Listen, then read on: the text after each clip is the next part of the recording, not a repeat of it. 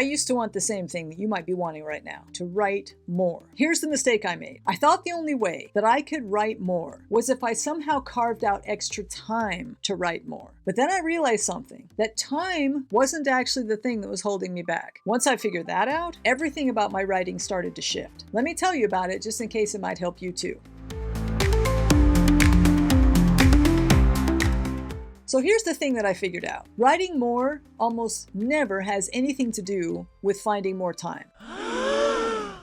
It has everything to do with mindset. Now, I know what you might be thinking. Mindset? I get it, but stay with me here, because this isn't about vague positivity or somehow forcing yourself to just believe. What I'm talking about is figuring out how your particular creative brain works and then using that to your advantage. Because once you can figure that out, you stop fighting this endless battle with the clock. You realize that it was never really about finding more hours. It's about using the hours you already have in a way that is much more efficient for you. Let me prove to you why mindset is the key here, because the research backs it up. And when you look at it, it explains why so many writers get stuck in this place and why some finally break through and become really prolific. So here's how it works. When you actually sit down to write, you're not just up against the clock or up against the calendar. You're up against what your creative brain starts telling you and what it already believes about your creativity and your ability to reach these writing dreams that you have. That inner stance, which is the mindset you already have, quietly sits in the background running the control center, because it controls whether you start at all, how long it takes you to get started, whether you sit there and stick with what you're doing, or get distracted or get discouraged and decide to stop, and then whether you come back tomorrow or not to try again. Your mindset is in the engine room of your brain, controlling all of this, and it has a huge effect on how much writing you get done in the time that you have. So here's why this isn't fluff. Belief about creativity changes the output. This has been shown in research. People who believe that they can improve their creativity with a little effort, they have a growth mindset. That means that they believe that they can do better. And if they persist, that they will gradually create better creative work. And that belief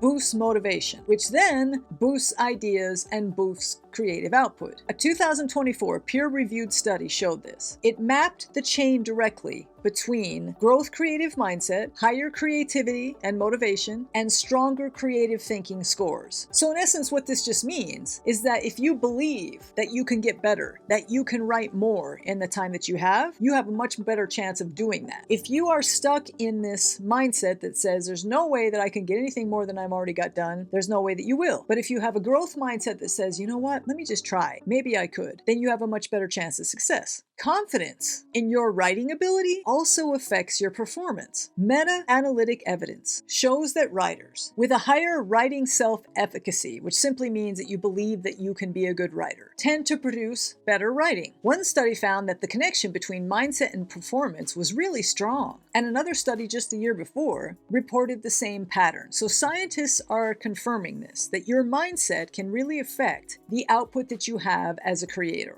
Meanwhile, this whole idea that more time helps. It does, but just not as much as people think it's going to. A 2021 study found that time management training had only moderate links to performance and well-being. It did have some effect, but it wasn't as big of an effect as what you might think it would be. In other words, organizing your calendar matters, but it doesn't fix the deeper bottleneck of a mindset that isn't helping you. This is why mindset matters so much. It's not only about how much time you can carve out of your busy schedule. It's about how you come into that time, what you believe is possible, and the strategies that you bring with you. If your mindset's working against you, you'll waste the hour that you have, or at least part of it. But if your mindset's working with you, even 15 minutes can move your book forward. So the bottom line here is, if the only thing you attack is your schedule, you may have modest gains, but I don't imagine they're going to last very long for you. If you align your approach with how your mind naturally operates, and then attach small, tiny plans to that, you can change your writing output in a way that actually lasts. So now that we've grounded why mindset drives output, here's how you can use it. Over time, I've found that writers tend to approach their writing in 7 distinct ways. Each has strengths that you can lean on and friction that you can learn how to outsmart. So in this next section, I'm going to show you how to spot your primary mindset and use strategies that match it so that you can write more without hunting for extra hours. So the first type in my mindset system is the seer. If you're a seer, your head is overflowing with ideas and visions for where you want to go. And that sounds great until you sit down to write. Then you might waste your time bouncing around between projects, trying to figure out which one to work on today or which one is the most valuable or promising. Or you might have a brand new idea and go chase that shiny thought for a while. The result? You might have a lot of manuscripts that you've started, but very few that you've actually finished. To write more, you have to stop scattering your energy. Pick one project and commit to seeing it through. I know that's the hardest part if you're a seer. So here's the trick. Ask yourself, which project is pulling at me the most right now? Park the rest in a notebook or a file that you can come back to later. And then when you sit down to write, give your full attention to the project you've chosen. That simple shift, focusing instead of flitting around, turns your writing time into finished pages. If you're a story writer, type number 2 in my system, you love structure. Outlines, plans, spreadsheets, they're all in your wheelhouse. You can spend hours designing the perfect roadmap for your book. The problem is that you can end up wasting your writing time on all this planning. You tinker with your outline, reorganize your chapters, or keep waiting until you feel like the plan is flawless. No possibilities of mistakes. To write more, you have to use your love of structure without letting it trap you. So give yourself like a simple boundary. Spend a few minutes reviewing the outline as you have it so far, and then set it aside and work on your writing. Here's the key. You have to start writing before you feel ready. Even if it feels messy, your draft will show you where your plan needs adjusting. So allow both of these to work together. The faster you go from plan to page, the more words you'll be able to stack up. If you are a fire starter, you thrive on bursts of inspiration. When the spark hits, you can blaze through pages like nothing's ever going to stop you. The problem is, once that blaze burns out, you tend to crash hard. And then you wait for the next lightning strike, instead of learning how to reset and get back to your pages again. To write more, you need a different type of rhythm. Allow yourself to blaze, but then plan how you're going to recover and reignite that blaze. So first, give yourself a real recovery on purpose. After an intense session, for example, take a short walk, switch to doing something physical, or do a quick reset activity that helps your brain to cool down. That intentional recovery is going to help keep the burnout phase from lasting too long. Then your task is to reignite that inspiration. Build a personal fire starting kit, music, images, scenes you love, and use it to spark yourself back into a cycle of motion. When you practice that cycle, you stop waiting for inspiration to just randomly come back, and you learn how to kindle it yourself so you can get more writing done.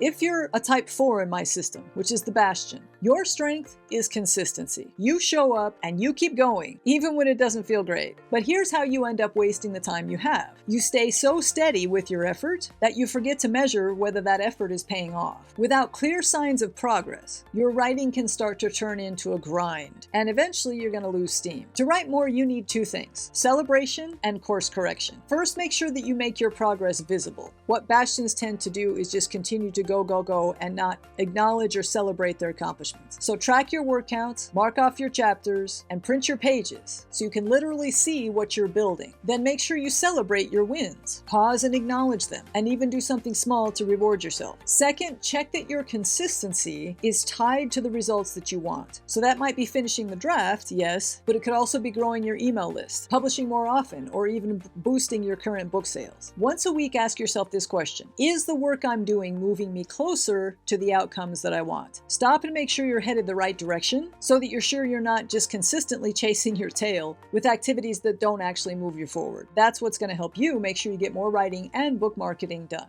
By the way, stick with me through all 7 of these types, because at the end, I'm going to share one tip that applies no matter what your mindset type is. It's the kind of thing that can instantly help you write more, whether you're a seer, a fire starter, or anything in between.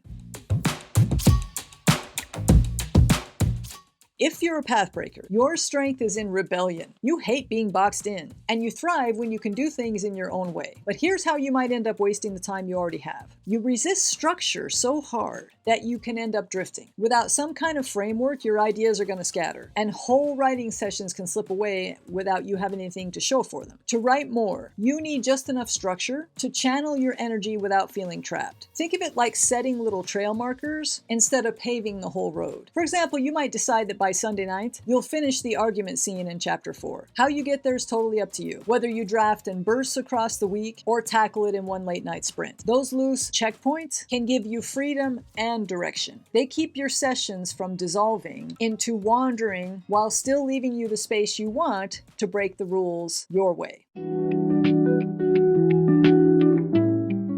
The sixth type is the sparklink. If you're a sparklink, you thrive on connection. Writing feels easier when you can share your ideas, swap encouragement, or just know that someone else is in this with you. But here's how you can waste the time you have. When you're isolated, you stall. You might spend your writing time scrolling, messaging, or hunting for that little hint of a connection somewhere instead of actually adding words to the page. To write more, you need to harness your social energy on purpose. Build writing into a connection routine. Set up a check-in with a writing friend, for example. Join a writing sprint, or post your progress to a group where you know people are going to notice. Even something as simple as texting another writer, "I'm sitting down for 30 minutes now," can flip the switch for you. When you weave connection into your writing practice, your sessions stop drifting into distraction and start fueling real progress.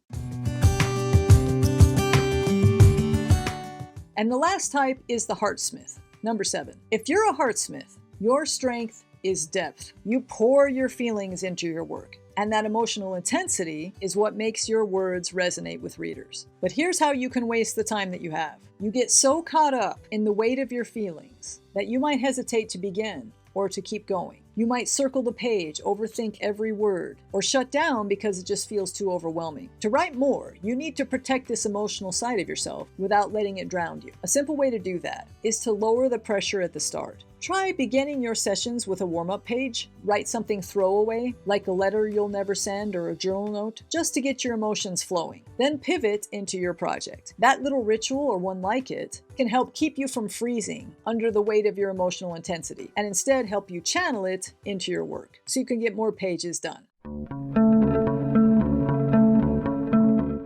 The most powerful shift I ever made as a writer, in terms of getting more writing done, came down to one decision. I decided I was going to write more. I know, sounds silly, right? How could just deciding make a difference? But trust me, it did. There was a time in my career where I had to produce more to be able to reach the goals I had for the upcoming 6 months. I was feeling overwhelmed. So I just sat down one day and I said, you know what? I think I can do this. I've heard of other writers writing more. Why not me? It feels impossible right now, but I'm just going to give it a try. And I decided that I was going to try over the next few months to add more writing output to my writing time. It seemed impossible because my schedule was full, my life was busy like all of ours is. But this approach of just deciding I was going to do it and deciding I was going to run this experiment for a few months changed everything. Because here's what surprised me. It worked. Not because my schedule magically cleared up, but simply because I set a different mindset that said, I think I can get more done. The best part of this is if you make a decision like this, you get to decide how it looks. So you could decide maybe that you'll go at it hard for 2 weeks and then you'll let up for 2 weeks. Or you could carve out small, steady sessions where you really focus intensely to get more words done in that session. You could decide different ways to inspire yourself before you start writing, with music or with reading a treasured writer's words. You can do it however you like, but simply making the decision to write more can change everything. It did for me. And it's interesting because ever since that time, I went intensely at it for several months and then I relaxed a little bit, but I tend to produce more even to this day after running that experiment. So it's worthwhile trying. So your mission of the week, if you choose to accept it, don't change your schedule. Change the mindset you bring to it. So if you want help pinpointing what kind of mindset you have, take my free Master Writer Mindset quiz. The link is below in the description. It'll show you which mindset tends to show up most often for you and give you targeted ways to work with it. If you're ready to go deeper, my Master Writer Mindset Playbook walks you through practical, session-level tools so you can write more with the minutes that you already have. Your mindset really is the key. If you found value in this video, please like and subscribe. And tell a friend about it if you think it would help them. Thanks for watching, and I'll see you next time.